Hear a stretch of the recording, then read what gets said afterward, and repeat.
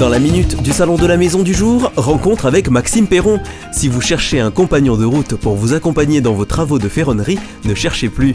Alors Maxime, avant d'en savoir plus, dites-nous, qui êtes-vous ? J'ai fait beaucoup de choses avant d'arriver dans ce métier. J'ai pas eu un parcours scolaire très brillant, on va dire. Ce qui m'a donné l'opportunité de faire beaucoup de travaux manuels à droite, à gauche. Et puis arriver à 18 ans, quand on n'a pas de formation, qu'on n'a pas de diplôme, il faut bien faire quelque chose.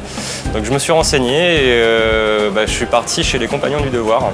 De fil en aiguille, il tombe amoureux de la ferronnerie au point de venir exercer son art à l'île de la Réunion. Mais dites-nous Maxime, c'est quoi le métier de ferronnier ? C'est très varié parce que ça peut être autant de la forge traditionnelle, construction traditionnelle à la forge, donc marteau, enclume, on chauffe l'acier, on molde l'acier à la façon dont on veut. Ou après ça peut être très bien que de la construction comme certaines petites pièces que j'ai sur mon stand. Les goûts et les tendances à la Réunion sont très variés, du rococo très kitsch au très moderne avec des lignes fluides. Maxime saura répondre à vos besoins, quelle qu'en soit la nature.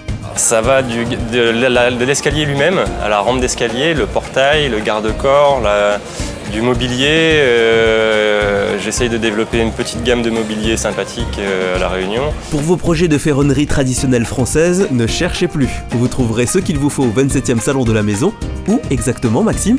Vous pourrez me retrouver à côté du hall C. En extérieur, j'ai quelques petites pièces de mobilier à présenter et après on pourra discuter de plein d'autres choses pour vos projets. À présent, rencontre avec Jonathan Singani. Son truc à lui, c'est le service à la personne.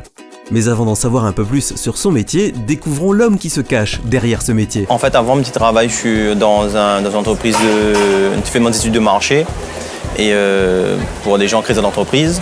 Et en faisant ces études de marché, on me rend compte que le secteur service à personne, c'est un secteur porteur. Le service à la personne, pour faire simple, c'est tout ce dont vous auriez besoin chez vous. Et dans ces besoins, il y a par exemple du ménage, donc du repassage, du jardinage à domicile. Donc nous proposons ça sur toute l'île. On a 2 agences, une dans le nord, une dans le sud.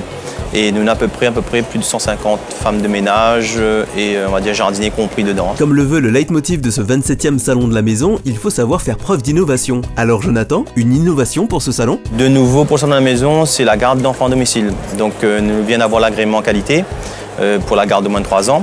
Nous propose la récupération d'enfants à l'école, de la garde régulière, c'est-à-dire de la garde de tous les jours, la garde du mercredi, et du babysitting. N'oubliez pas que les prestations de service à la personne présentent des avantages fiscaux intéressants. La moitié de ces dépenses seront déduites de vos impôts à venir. Enfin, courez vite rejoindre Jonathan au salon de la maison et pour le trouver, c'est très simple. Pour avoir plus d'infos, il faut venir au Hall D, stand 70.